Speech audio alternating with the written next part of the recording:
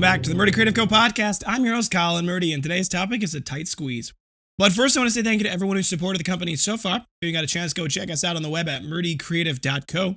That's M-U-R-D-Y, creative.co. You can check us out on Facebook and Instagram by searching at murdycreative.co to see the best of our product shots. Follow us, keep up to date with our daily photos, and be the first one to know about new product launches. You can also use the subscribe button at the bottom of our website to be included in all of our new product announcements. Be sure to check out our laser engraving, personalization options, and exclusive colors on the website, or you can get a blank one on Amazon Prime. All right, so today is the resolution to what I imagine all of you were expecting from last week's podcast, which was what happened when the press arrived. So, first and foremost, it went well, for the most part. We were able to get it off. The truck showed up, and Smedley had I think it was probably an excavator. I don't exactly know what the official term for it was. Front loader. Actually, it's probably called a front loader. Traditionally, it's got a very large scoop on the front, but it was massive. It was a massive thing. And he had forklift tines on it, and that followed it in. So they very carefully, using that, pulled it off of the back of the truck. And while watching this, we took videos of it so you can see. I'll put them up probably on our TikTok, but maybe I'll cross-post them. But I'm losing my mind as this is happening because these forklift tines are massive compared to obviously the little pallet. Now they're designed to lift a pallet. Like it's not like they're not designed to do this. They're huge and they're long. They're very long. And so I'm watching as this very skilled operator is like kind of maneuvering him around, and they're kind of adjusting the forks in and out to get it in there. And then he kind of slides in to where the tines go on the thing. But he stops about 3/4 of the way through where the tines don't go all the way through to the other side of the pallet. Now, I realize in hindsight why he did it this way, but at the time I was losing my mind. I am freaking out in my head. I didn't freak out publicly, but I freaked out in my head because I'm like, it's not on there. It's going to fall off. And so he slowly pulls this thing off, and Smedley's watching me and making fun of me because I'm clearly very anxious about this. And he goes, would it help if I stood here and hold it? And it's funny because it's a 1-ton machine. But anyway, so the forklift backs up because the trucks are adjacent to the building. And then he kind of aligns himself to the front of the building and then rolls in slowly and then slowly sets it down on the inside of the double door glass, right? And that worked out well. And I realized at that point, the reason why I hadn't gone all the way through was because he needed the pallet to hit first so that he can pull the forks out. Because if the forks hit first, or if he sets it down and the forks are sticking out the back, it's going to go right through that wall. And we were trying to get the thing as close to it as possible. So he backs out, pulls it out, no problem. I'm, at this point, just breathing slowly again, because now the press is no longer in the air. It's now in our front foyer. Now, it is almost completely blocking the door. And I had already taken the door frame off at that point. I took it off the night before, I should say. So we have it in the door frame. They leave, and we got the pallet jack, and I'm sitting there going, okay, well, let's try it. And we tried, and it clearly is not going to fit. It clearly didn't fit through at that point. I'm like, okay, I knew that was going to happen. So I run to the hardware store local, and I'm looking at the sandpaper, and then I'm thinking to myself, this is going to take forever. I might as well get a chisel, and I'll just chisel out the stone space that we need. So I get a hand chisel and a hammer, and I take it back, and I spend the next probably hour chipping away at that stone. And I fully understand why breaking rocks is a punishment in prison, because that was terrible. I made almost no progress. It was incredibly exhausting, and it made very little effect. So I head back and to the hardware store, and I'm standing in the aisle, and I'm looking going, I really need like a pickaxe. And I don't know why it didn't dawn on me sooner that that's not what I needed. But this nice gentleman comes over. Can I help you find something? I'm like, yeah, I'm chipping rock. I'm trying to, work on messing with some, adjusting some brick. And I got a chisel, but it's not working. I'm looking for like a hammer that comes to a point. Kind of like in my head, I was thinking like an ice pick. But he goes, well, maybe we got something. He goes, but first, we're right here. Let's look. And he swings around to the other aisle, and there's a diamond bit grinder. And he goes, is this what you might need? I'm like, that might work. But I figured I'd go check. the hand picks, and he didn't have anything in hand picks. So all I've got is this diamond bit grinder now. And I go back to my house and I pick up my grinding wheel, or my not my grinding wheel, my angle grinder. I put it on. And now I'm back at the workshop and very excited because I'm like, this is the right tool, right? This is what I should have been using all along. We have power tools. I don't need to break rocks by hand. So I tell everyone it's going to get loud. I put on my respirator because I'm right there. And obviously I knew that was going to be an issue, but I thought everyone else would be fine because I didn't think it was going to be too much of a problem. And I start grinding this stone. And it took about 2.5 minutes, maybe 3 minutes. And I feel a tap on my shoulder. And I stop and I turn around. And the entire workshop is filled. It looks like a fog of war. It's filled with the thickest concrete dust I have ever seen. And it was like you could barely see in front of you. And I'm like, okay, evacuate. Why did no one tell me this until now? Later, the team told me that it kind of happened all at once. I don't really believe that, but here we are. So we open up all the windows, we start up the fan system, and we got it all cleared out, right? But it clearly became a problem where it was like, okay, so we can't do that. And we went back in, cleaned everything off. And so then I start taping trash bags together to try to create a seal around the door so that, because I'm basically in the front door-ish. So I'm trying to make a seal so that all of the dust and stuff goes outside. And I put a bunch of trash bags together. I tape them all up, put them all up. And I start going, and then it works for like a good minute and a half. I'm making good progress. And then the bag, because the problem is this, the door is open. The temperature inside and the temperature outside are not the same, and there's wind. So the bags or the taped up bag starts to blow like a sail, but it switches direction every so often. And it ripped itself out of its moorings, which is to be expected. So I head back to the hardware store for the third time, and this time I buy proper drop cloth and the proper tape to mount it. And I finish up getting the edges cut out of the bottom of the piece. And I say, okay, let's give it a try. Because remember, I actually didn't need to cut, and you'll see this in the video if you watched it. I didn't need to cut the whole door frame an inch. I needed to cut very specific areas, like a 1/2 inch. Because that on either side, because that gives me, because it was really just the pallet and then these 2 specific areas on the machine, but we could actually adjust this. Because I figured out that if I lifted the pallet, not centered, but off center a little bit with Pallet Jack, the machine leaned itself just far enough away from the wall that I didn't actually, that it was able to slide through. It was just the pallet. So we finally get it. It's basically wedged in this door. Like Evan and I are pushing and pulling, and I have Morgan come and stand on the other side of the pallet just to provide a little bit of weight to kind of tip it away from the wall. And after an immense amount of heaving and hoeing and backwards and forwards, I was finally able to get it through. That's at the end of the day. But it's at the end of the day.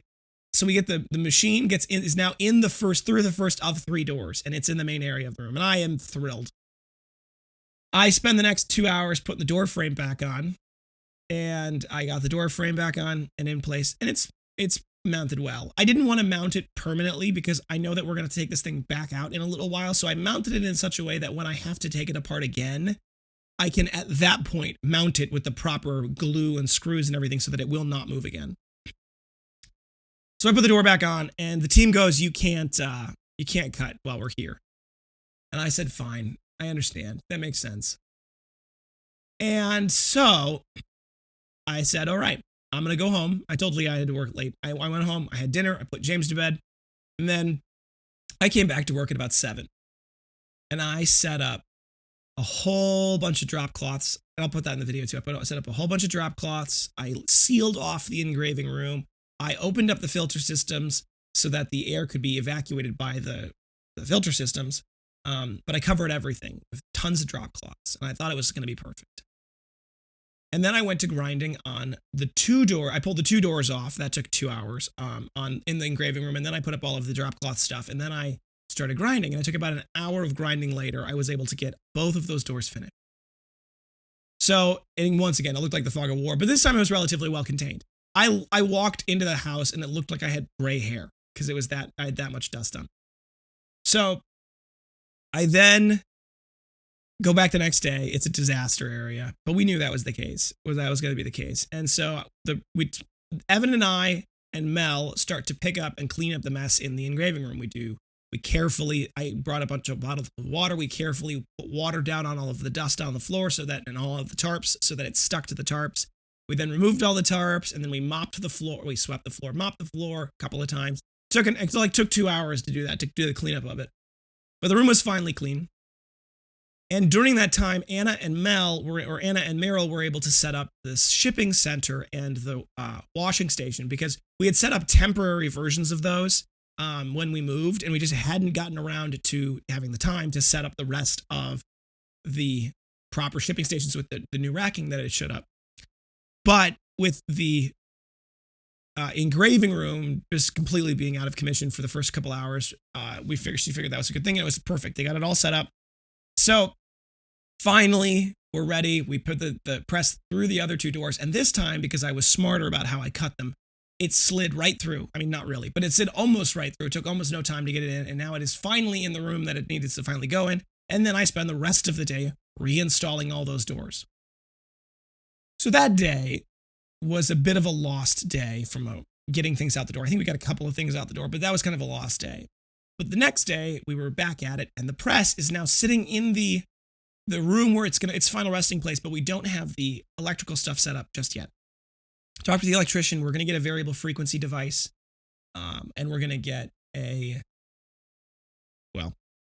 variable frequency device, and we need to wire it up properly so that it's got plenty of amperage. Based off of the press's schematics, and I was talking about this with the thing, its startup amperage is 35 to 50 something amps. We think the press itself, and that's in 3 phases. So single phase, it's double that. And we think that there's probably about 120 amps going to the sub panel in our area, which means that to start up this machine, it's going to be we're going to have a startup protocol for the workshop where it'll be the first thing that starts up. Once it's fully up and running, then we can start working on setting up the lasers, getting those popped and moving, and we can get everything else kind of turned on at that point in an order, in a sequence. But when it's running, it only draws 8.5 amps or 17 amps, in single phase. So it only draws 17 amps. So I think we're going to be fine with running them regularly. And there's some discussion about just leaving it always on. The real question I have is how much power is it going to draw to do that? And more importantly, is it going to be super loud? But we'll find out. Hopefully we'll get the rest of it installed in a couple of days. I'm hoping before the end of this week, we'll have it completely installed, operational, fully functioning, and that'll allow us to accelerate that process. We are getting through into the October 1st of our production cycle, maybe October 2nd. But the good news is that right around October 1st, when we announced that we had gotten out sick, the sales dropped off completely, basically. I mean, we had a very few sales for a little while. So from October 1st through October 10th, October 15th, we have had a very slow couple of days, which will mean that hopefully once we do get back into that point, we'll be able to really punch through them very quickly, get very much caught up, hopefully in a very big hurry, and we'll be back. And keep an eye on your emails because there's something that's coming down the pike very shortly. So if you haven't been checking your emails or you're not subscribed to our emails, go subscribe, pay attention because something's going to happen very shortly. So that's all I can say for now. Thank you guys so much for tuning in today. Be sure to check back in on Thursday for our next topic. Don't forget to check that subscribe button as well as the notification bell to be sure to get the latest podcast right away. If you have any questions or concerns about your leather binder, journal, folio, or anything else we sell, please feel free to contact us on the main page of our website at murdycreative.co. You can also contact us via our Instagram and Facebook. You can text, email, call, direct message, all the usuals. We'll do our best to get back to you as soon as possible, but we do appreciate your patience. If you have a quick question or you want to place an order over the phone, please feel free to call us at 414-434-9001. And we're available Monday through Friday, 9 a.m. to 5 p.m. Central Time. You can also text us at that number as well, 414-434-9001.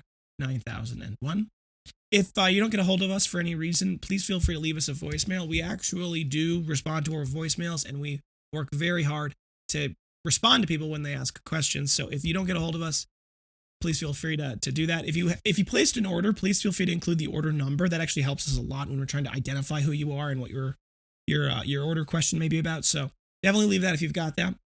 If you think we deserve it, a good review can go a long way to help us grow our new community. Both a review on whatever podcast app you're listening on, but also a review on the product. You can read all of our amazing 5-star reviews at murdycreative.co/reviews. There's a button there that also says leave a good review. And you click on that, it'll take you to facebook.com/murdycreative.co/reviews. There's a question. Do you recommend the Murdy Creative Company? Click yes. You write your review.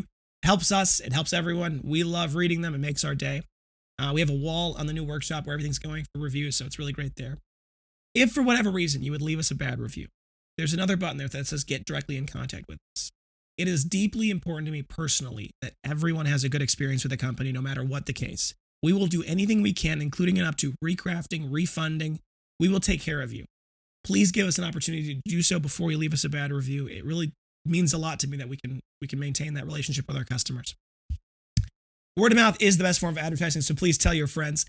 If you want to get a little something for doing that, check out our website, murdycreative.co. In the bottom left-hand corner, there's a little rewards tab. If you're logged in, you can click on that and get more details. If you're logged in, you get 5% back on any purchase you make as in-store credit. And there's also a shareable link there. When you share that with your family and friends, they get 5% or $5 off of their first purchase, and you get $5 of in-store credit when they make that purchase. So it's a great way to share the company. Helps us, helps them. It's help everyone.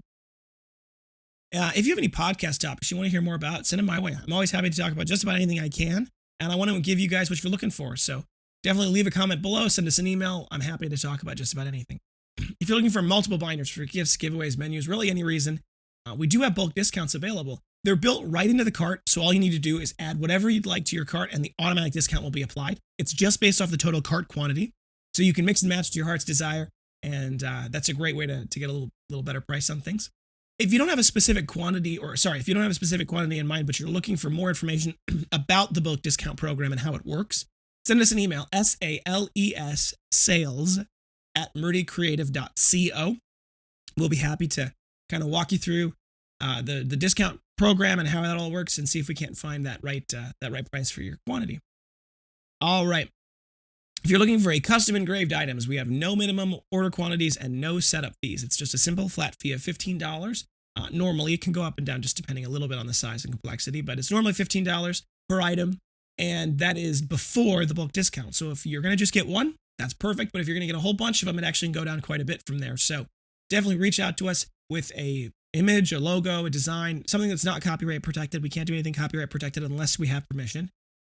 But share your logo with us in an email, sales, SALES, @murdycreative.co, and include what product you're looking for. We'll be able to create a custom mock-up for you, as well as an order link that you can use to purchase that custom item. Thank you guys so much for tuning in. Have a great day. Goodbye.